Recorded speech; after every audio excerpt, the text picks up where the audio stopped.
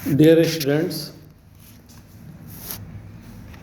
Third unit में unsaturated hydrocarbons का chapter है वो शुरू कर रहे हैं, जो एल्कीन्स है। एल्कीन्स अनसैचुरेटेड हाइड्रोकार्बन का पहला क्लास होता है।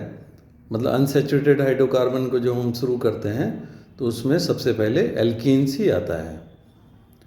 एल्कीन्स वो कंपाउंड हैं जिनके अंदर एक डबल बॉन्ड कम से कम उपस्थित होगा। दो डबल बॉन्ड होने पर उनको हम एल्काडाइंस, तीन डबल बॉन्ड होने पर एल्काट्राइंस और तीन से ज़्यादा डबल बॉन्ड होने पर पॉलीइंस बोलते हैं। इनका जनरल फार्मूला CnH2n होता है और सफिक्स इन होता है। IUPAC नेमिंग जब हम करते हैं तो हमें सफिक्स यूज़ करने पड़ते हैं। तो इन यौगिकों के अंदर जो डबल बॉन्ड है वो फंक्शनल ग्रुप के रूप में एक्ट करता है और जिसकी वजह से हम यहाँ पर सफिक्स है वो इन यूज़ करते हैं। इनका प्रथम सदस्य है वो इथीन है, जो कि C2H4 है और उसका स्ट्रक्चर अगर हम लिखते हैं स्प्लिट करके तो CH2 डबल बॉन्ड CH2 आता है।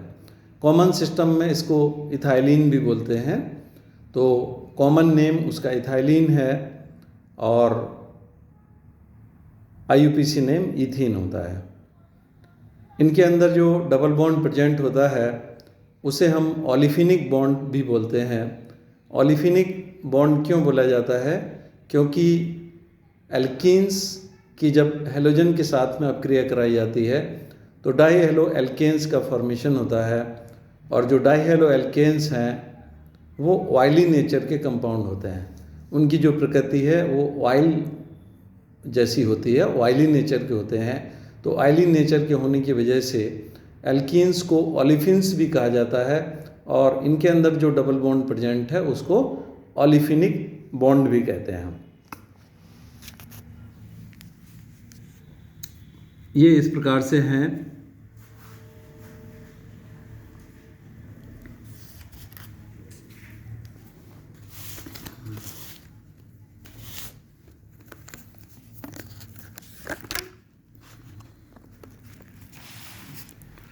एल्कीन्स असंतृप्त हाइड्रोकार्बन, जनरल फार्मूला CnH2n आ गया। प्रथम सदस्य है इथीन हो गया। इथीन मैंने जैसे बताया है IUPAC नेम है, इथाइलिन इसका कॉमन नेम है। सफिक्स इन हो गया। डबल बॉन्ड है, डबल बॉन्ड को ओलिफिनिक बॉन्ड भी कहा जाता है। ओलिफिनिक के लिए मैंने बताया है कि ऑयल फॉर्मिंग कंपाउंड होते हैं। किसके साथ? अगर हम इनकी हेलोजेंस के साथ में रिएक्शन करा दें तो ये डाइहेलो एल्केन्स का फॉर्मेशन करते हैं जो ऑयल फॉर्मिंग कंपाउंड है। इथीन की रिएक्शन जैसे क्लोरीन से अगर हम कराएंगे तो 1,2-डाइक्लोरोएथेन का फॉर्मेशन होगा, जो एक तेलीय यौगिक है। क्लोरीन के साथ में इथीन का अगर हमने रिएक्शन कराया तो 1,2-डाइक्लोरोएथेन बन गया। ये एक ऑयली कंपाउंड है, इस वजह से इनको ओलिफिन्स कहते हैं हम। सेकेंड मेंबर एल्कीन सीरीज का प्रोपीन हो जाएगा। IUPAC नेम प्रोपीन है, कॉमन नेम प्रोपाइलीन है। नेक्स्ट मेंबर है वो ब्यूटीन, 4 कार्बन एटम का होगा। ब्यूटीन के आते ही इसमें फिर डबल बॉन्ड की पोजीशन भी हमें इंडिकेट करनी पड़ेगी। अगर डबल बॉन्ड 1 और 2 कार्बन एटम्स के बीच में है तो ये 1 ब्यूटीन हो जाएगा और अगर ये 2 और 3 के बीच में है तो ये 2 ब्यूटीन हो जाएगा। ब्यूटीन का कॉमन नेम ब्यूटाइलिन भी है, इसको हम कॉमन नेम में ब्यूटाइलिन बोलते हैं। नामकरण है, कॉमन पद्धति है। कॉमन पद्धति में जैसे कि मैंने बताया है कि इथीन तो IUPAC नेम है और उसमें इथाइलिन, लीन LENE अगर हम इसमें जोड़ देते हैं तो वो इसका कॉमन नेम हो जाता है NE। जैसे ब्यूटीन था, ब्यूटीन में ब्यूटाइलिन अगर हो गया तो ये इसका कॉमन नेम हो जाता है। 1 ब्यूटीन को अल्फा ब्यूटाइलिन भी बोलते हैं। 1 ब्यूटीन को क्योंकि कॉमन जो पद्धति है उसमें 1 2 3 इत्यादि के रूप में पोजीशन को नहीं इंडिकेट किया जाता है, वहाँ पर अल्फ़ा बीटा गामा के रूप में इंडिकेट करते हैं। तो 1 ब्यूटीन को अल्फ़ा ब्यूटाइलिन भी बोलते हैं, अल्फ़ा और बीटा कार्बन एटम के बीच में डबल बॉन्ड है तो ये अल्फ़ा ब्यूटाइलिन हो गया। अगर बीटा एंड गामा के बीच में डबल बॉन्ड है तो बीटा ब्यूटाइलिन हो जाएगा। डबल बॉन्ड की पोजीशन हमेशा वहाँ पर इंडिकेट की जाती है जहाँ से डबल बॉन्ड शुरू होता है। अगर 1 और 2 के बीच में है तो फिर डबल बॉन्ड को 1 पर स्थित माना जाएगा। 2 और 3 के बीच में है तो डबल बॉन्ड को 2 पर स्थित माना जाएगा। तो जो न्यूनतम संख्यांक वाला कार्बन होता है वहाँ पे हम डबल बॉन्ड को स्थित मानते हैं। तो इस प्रकार से कॉमन पद्धति में अल्फ़ा बीटा अगर हमें पोजीशन को इंडिकेट करना है, जैसे अल्फ़ा ब्यूटाइलिन, बीटा ब्यूटाइलिन इत्यादि के रूप में इंडिकेट करेंगे। IUPAC में सफिक्स ईन लगा करके जितने कार्बन एटम्स उस एल्कीन के अंदर प्रेजेंट है उसके अकॉर्डिंगली उसका नाम किया जाएगा।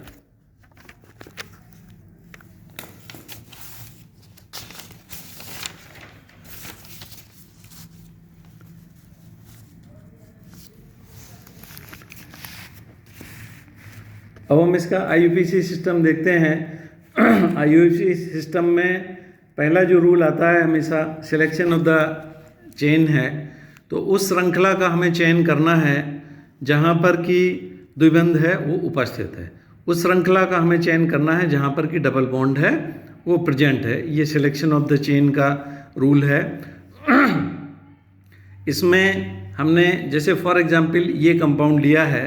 इस कंपाउंड में श्रृंखलाएं जो उपस्थित हैं वो 1, 2, 3, 4 एंड 5 कार्बन एटम की एक ये श्रृंखला है।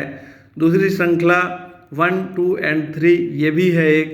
तीसरी श्रृंखला 1, 2, 3, 4 एंड 5 की ये श्रृंखला है। और जो चौथी श्रृंखला है वो ये है 1, 2, 3, 4 एंड 5 की है। तो जो चौथी श्रृंखला मैंने आपको बताई है उसमें डबल बॉन्ड समाहित नहीं है। अन्य जो श्रृंखलाएं हम ले रहे थे, चाहे वो 3 कार्बन एटम वाली ले रहे थे या फिर ये 5 वाली ले रहे हैं या फिर ये 5 वाली ले रहे हैं, इनके अंदर डबल बॉन्ड प्रेजेंट है। तो हमें यहाँ पर 2 बातें ध्यान में देनी है कि हमें लंबी श्रृंखला का चयन करना है। उस लंबी श्रृंखला का चयन करना है जिसमें डबल बॉन्ड समाहित है। तो हम यहाँ पर देखेंगे कि ये वाली जो श्रृंखला है 1, 2, 3, 4 एंड 5 कार्बन एटम वाली, ये 5 कार्बन एटम की लॉन्गेस्ट चेन है और इसमें डबल बॉन्ड भी समाहित हो रहा है। तो हम फिर इसी श्रृंखला का चयन करेंगे। इसकी जगह ये नीचे वाला मिथाइल ग्रुप भी ले सकते हैं तो उस केस में ये छूट जाएगा, एक ही बात होगी। बट कुल मिलाकर 5 कार्बन एटम्स की हमें श्रृंखला लेनी है जिसमें डबल बॉन्ड है वो उपस्थित है, जिसको मैंने यहाँ पर टिक से मार्क किया हुआ है।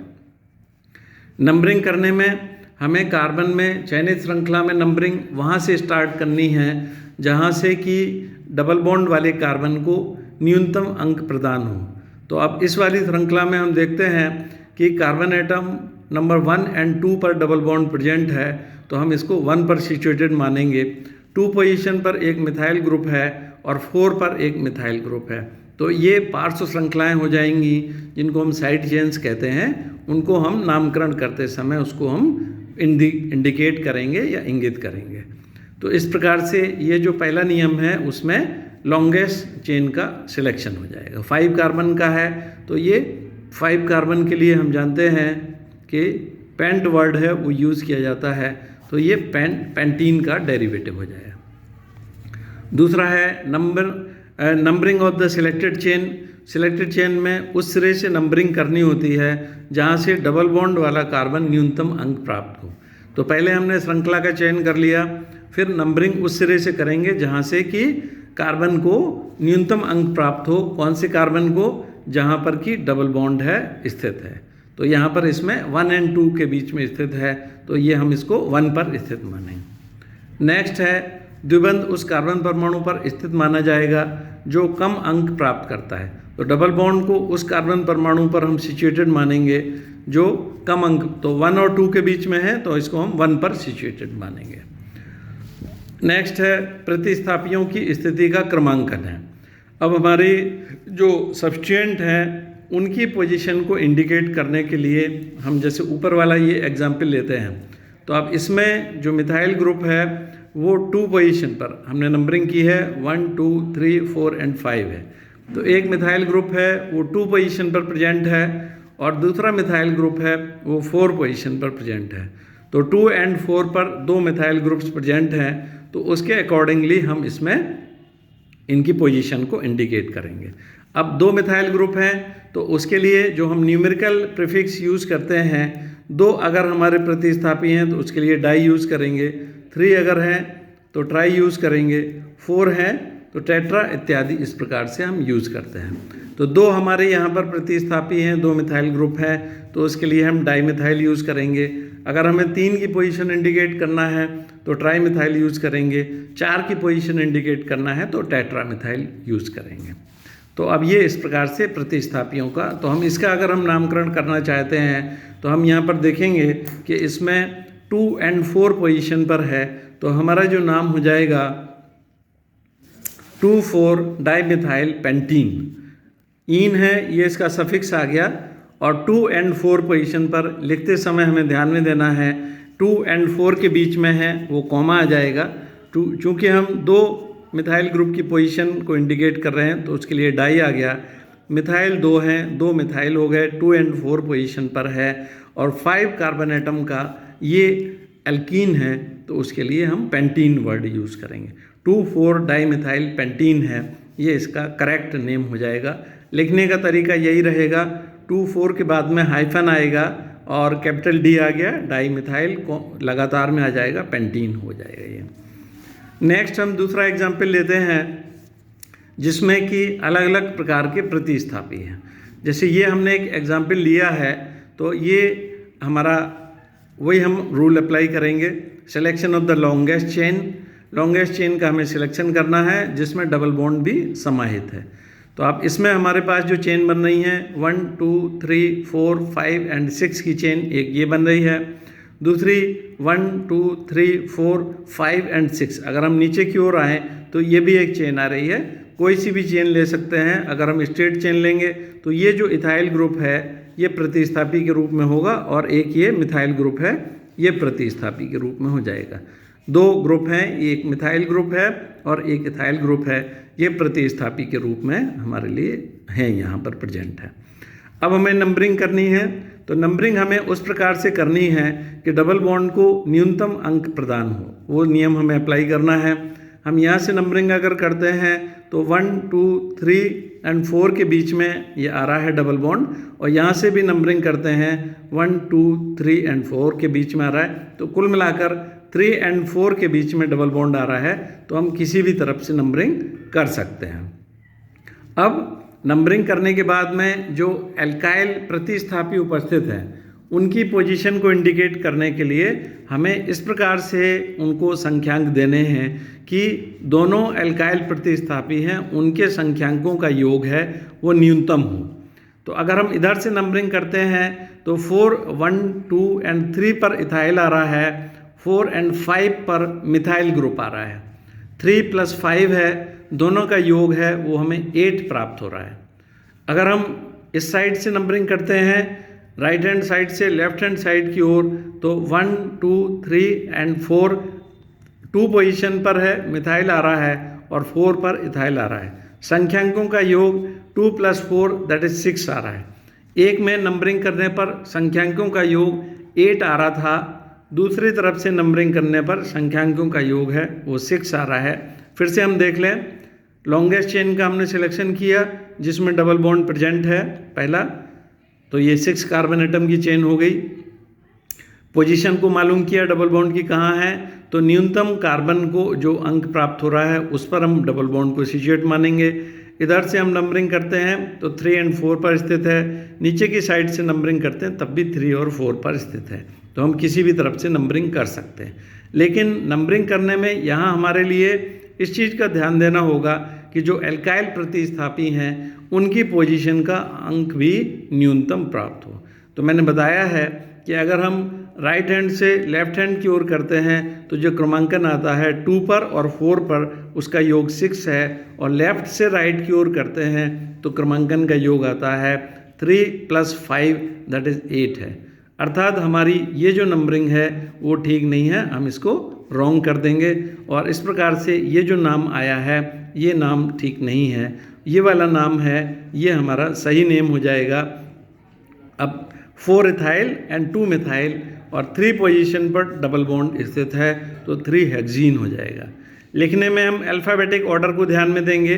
4 पोजीशन पर इथाइल है, ई है अल्फ़ाबेटिक ऑर्डर में पहले आता है, एम बाद में आता है, तो इसमें 4 इथाइल आएगा, 2 मिथाइल आएगा और 3 हेक्सीन है, ये इसका करेक्ट नेम आ जाएगा। 4 ethyl, 2 methyl, 3 hexene correct name होगा इस कंपाउंड का। लिखने में अल्फ़ाबेटिक ऑर्डर को ध्यान दिया जाएगा।